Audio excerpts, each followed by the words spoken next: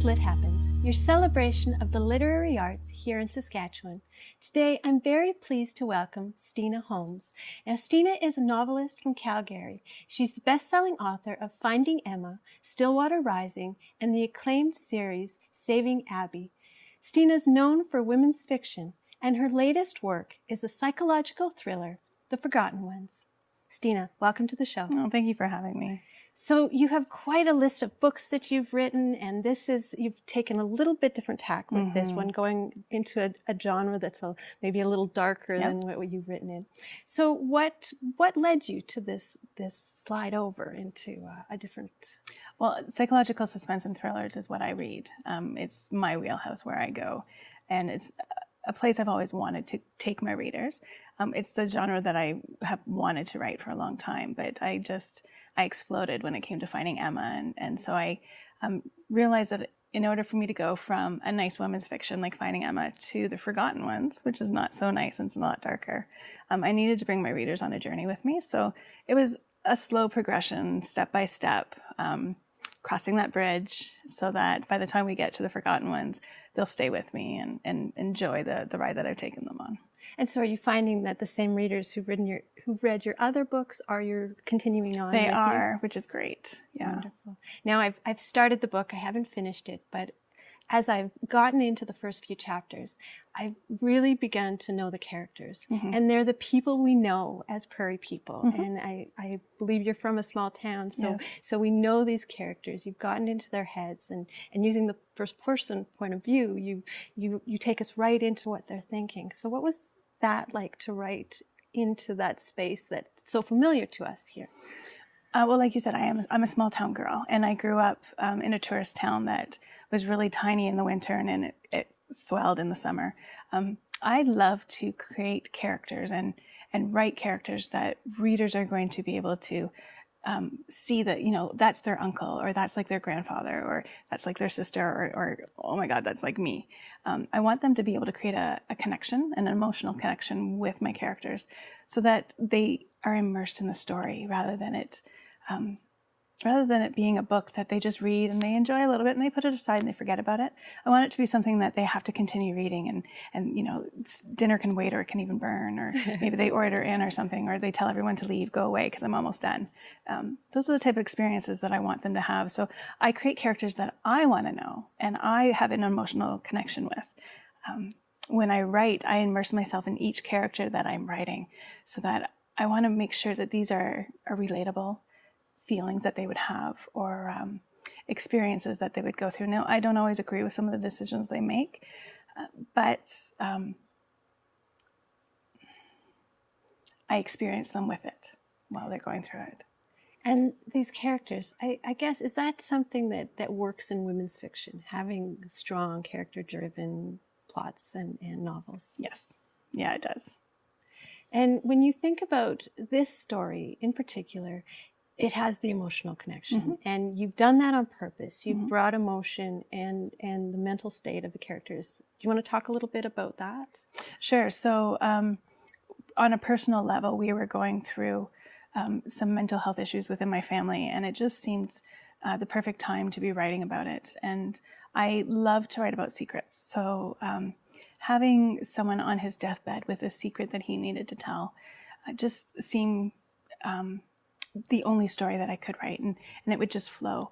And the mental health issue, my daughter was dealing with severe depression and anxiety and suicidal tendencies. So living in the mind frame of feeling unwell mentally was something that I was familiar with because we were living it. So it just came out of me. And this book, I know you hear sometimes when writers will say, like, the words just came, right? And it seemed like that's what this book was. It wasn't something that took a long time for me to write. It was I would sit down and the words would just flow, and I would cry while I'm writing it, or I'd get angry, or I'd realize a couple hours had passed, and I was so immersed in what was happening. It was probably one of the best experiences I've had writing a book, even though personally it wasn't great. And that that carries through to the reading experience, how you feel what the characters are feeling. And have you always had that deep connection to the characters and to the stories as you were penning them? Yeah, I honestly think that is what the secret for Finding Emma was. It was a story that I wrote while my kids were young, and they helped me write the story. And the little girl who disappears was actually my youngest daughter. I saw her disappear around a hedge, and that's where it came from. So it was a very personal story with personal characters. And I think that's what made it so successful. And I think that's why my readers continue to follow me, is because they know that there'll be that personal level and that I focus on the characters so much that they become part of their family or a friend. And now with this book, you're also doing something special with the proceeds. So can you tell us a little bit about that? Yeah, so half the proceeds of all my print books are going to be donated to the Lifeline Canada Foundation.